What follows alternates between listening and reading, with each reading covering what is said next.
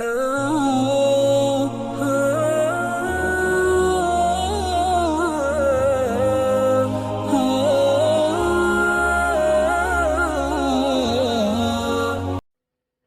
مولوی صاحب نے عرض کیا کہ حضرت دوزخ میں کافر بھی جائیں گے اور گنہگار مسلمان بھی، تو مسلمان اور کافر میں فرق کیا ہوا؟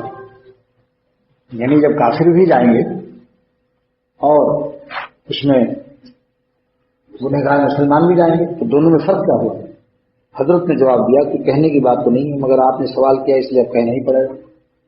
فرمایا مومن کے بارے میں مسلم شریف کی حدیث ہے کہ جہنم میں مسلمانوں کو عذاب کا احساس نہ ہوا، انڈر کلوروفارم آپریشن ہوگا، اللہ ایک کیفیت تاریخ کر دی جائے گی، جیسے کسی کا آپریشن کیا جائے، بے ہوش کر کے کیا جائے، ہے نا؟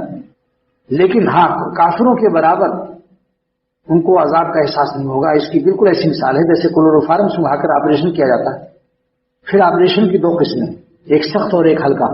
بعض دفعے بہت ہی ہلکا آپریشن ہوتا ہے، اس لیے ہلکا کلوروفارم کافی ہوتا ہے۔ یہی صورت مسلمان کے ساتھ دوزخ میں پیش آئے گی۔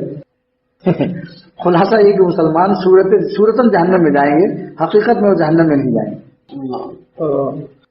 دوسرا فرق یہ ہے کہ کفار جہنم میں عذاب کے لیے جائیں گے، تعذیب کے لیے، اور ان کو عذاب کا احساس شدید ہوگا، اور مسلمان تہذیب کے لیے جائیں گے جہنم میں، ان کو معذب بنایا جائے گا، یعنی غسل دے کر کے، تاکہ پاک صاف محل کو چل کر کے جنت میں بھیجنے کے لیے ان کو غسل خانہ گیا ان کا ہوگا۔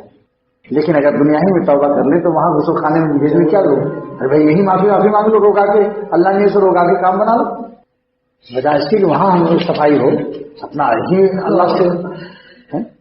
اور کیا دو فرق ہو گیا۔ تیسرا فرق یہ ہے کہ مسلمانوں سے وعدہ ہے کہ عذاب کچھ دن کے بعد منقطع کر دیا جائے گا، جیسے میعادی قید کہ بھائی 6 مہینے کی، سال بھر کی سزا، اور کسی کو عمر دوام قید ہو، تو اس میں دونوں میں فرق ہوتا ہے۔